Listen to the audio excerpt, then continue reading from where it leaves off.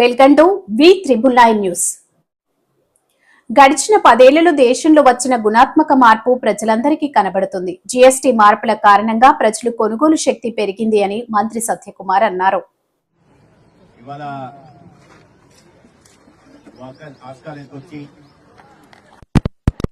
ఇక్కడ ఆడుకుంటున్న పిల్లల్ని కలిసి ఈ దేశంలో జీఎస్టీ ద్వారా ఆ సంస్కరణ ద్వారా లభిస్తున్న లబ్ధి ఏంటని తెలియజేద్దామని వస్తే ఇక్కడ మాకు ముందు చింతా చంద్రమోహన్ సార్ కలిశాడు.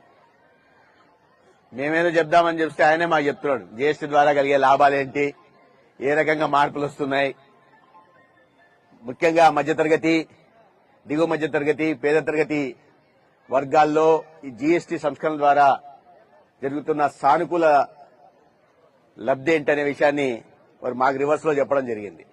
అంటే ప్రజల్లో ఇవాళ ఆయన చెప్తున్నారు, సోషల్ మీడియాలో చూస్తుంటాం, ఇవాళ 10 సంవత్సరాల్లో నరేంద్ర మోడీ గారు ప్రధానమంత్రి అయిన తర్వాత ఈ దేశంలో వచ్చిన గుణాత్మకమైన మార్పు ఏంటనే విషయాన్ని ఆయన చెప్తా ఉన్నారు. ప్రజల్లో అవగాహన ఉంది. అయినప్పటికీ కూడా ఒక బాధ్యతాయుతమైన రాజకీయ పార్టీ కార్యకర్తలుగా ఇవాళ దేశంలో జరుగుతున్న ఈ మార్పులు, ఈ ట్రాన్స్ఫర్మేషను, తద్వారా ఆర్థిక ప్రగతిలో దేశం ముందుకు దూసుకుపోతున్న వైనాన్ని నలుగురితో పంచుకోవాలని ఈ విధంగా ఇవాళ మా రాష్ట్ర అధ్యక్షులు పివిఎన్ మాధవ్ గారి ఆదేశాల మేరకు ఇవాళ అందరినీ కలవడానికి ఇక్కడికి రావడం జరిగింది. ఇతరులు ఒక చిన్న నేపథ్యం చూడాల్సి ఉంది. మనం ఏదైనా ఒక మార్పు వచ్చింది అనుకున్నప్పుడు దాన్ని గుణాత్మకంగా కంపారిటివ్ గా చేస్తేనే మనకు అర్థమవుతుంది. నరేంద్ర మోడీ గారు ప్రధానమంత్రి అయినాటికి దేశంలో పరిస్థితులు అందరికీ తెలుసు. అవినీతి తాండవిచ్చేది, ఇన్ఫ్లేషన్ ద్రవ్యోల్బణం అత్యధిక స్థాయిలో ఉండేది, అభివృద్ది రేటు చాలా తక్కువ 4% ఉండేది.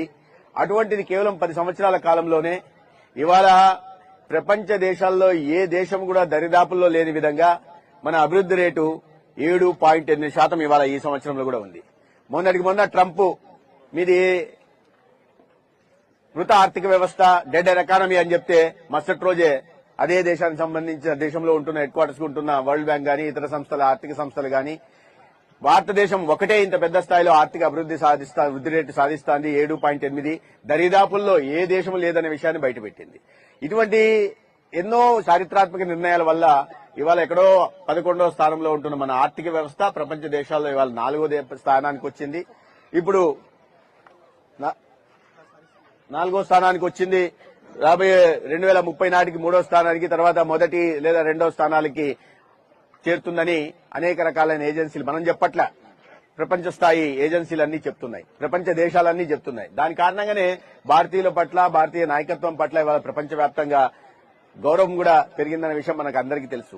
సంపద సృష్టించే కార్యక్రమాలు అనేక రకాలైన కార్యక్రమాలు తీసుకొచ్చాయి. 27 రకాల క్లిష్టమైన ఈ టాక్సేషన్ సిస్టమ్ ఉంటే దాన్ని సరళీకృతం చేస్తూ ఇవాళ జీఎస్టీని తీసుకురావడం వల్ల సంపద సృష్టి జరుగుతా ఉంది. సగటున 1,60,000 కోట్లు ఇవాళ జీఎస్టీ కారణంగా ఆదాయం వస్తోంది. ఆ ఆదాయాన్ని మౌలిక సదుపాయాల కల్పన మీద ఖర్చు పెడుతున్నారు. ఆ ఆదాయాన్ని పేదలకి సంక్షేమ పథకాలు అందించడం మీద పెడుతున్నారు. ఆ ఆదాయాన్ని రక్షణ వ్యవస్థ మీద పెడుతున్నారు. ఆ ఆదాయాన్ని హైవేల నిర్మాణం కోసం పెడుతున్నారు. ఆ ఆదాయాన్ని వందే భారత్ లాంటి లేదా రైల్వేలు గానీ, రైల్వే స్టేషన్ల ఆధునీకరణ గానీ పెడుతున్నారు. ఆ ఆదాయాన్ని ఎయిర్పోర్టుల నిర్మాణం కోసం పెడుతున్నారు. ఆ ఆదాయాన్ని మెడికల్ కాలేజీల నిర్మాణం చేయడం కోసం 380 మెడికల్ కాలేజీలు ఉంటే ఇవాళ 780 మెడికల్ కాలేజీలు తీసుకెళ్లారు.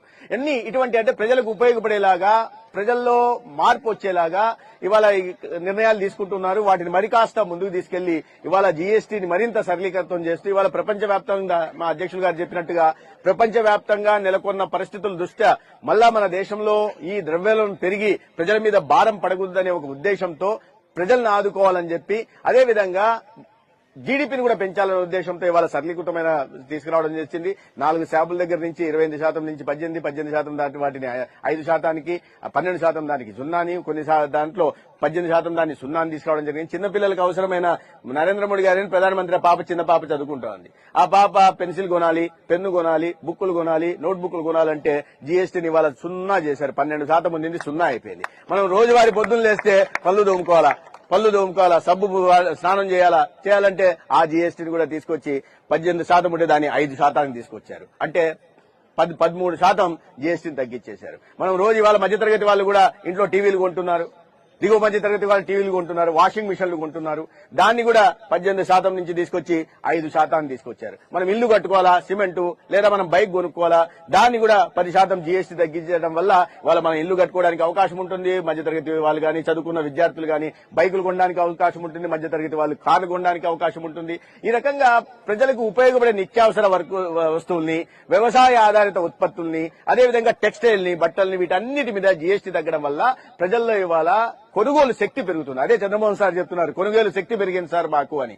కొనుగోలు శక్తి పెరగడం వల్ల ఇవాళ ఈ జీఎస్టీ సరళీకృతం చేయడం వల్ల ప్రజల చేతుల్లోకి సంవత్సరానికి 1,00,000 నుంచి 1,20,000 కోట్ల కొత్తగా చేతుల్లోకి వస్తోంది. దాని వల్ల కొనుగోలు శక్తి పెరుగుతోంది. మొత్తంగా స్థూలంగా చూస్తే దేశానికి కూడా దీనివల్ల ఉపయోగపడుతోంది. మన జీడీపీకి 20 లక్షల కోట్లు అదనంగా ఆదా అవుతోంది. మన జీడీపీకి ఇప్పటికే మన జీడీపీ ఆల్మోస్ట్ $4 ట్రిలియన్ చేరింది. మనం లక్ష్యం పెట్టుకున్నాం రాబోయే రోజుల్లో $30 ట్రిలియన్ చేయాలని చెప్పి. $30 ట్రిలియన్ చేస్తే ప్రపంచ దేశాల్లో మనం నెంబర్ 1 స్థానానికి వెళ్లే అవకాశం ఉంది. కాబట్టి ఇవాళ మన జీడీపీని పెంచుకునే దిశగా ప్రయత్నం చేస్తాం. ఇవన్నీ కూడా వాటిలో మార్పు తీసుకురావడానికి ఉపయోగపడతాయి.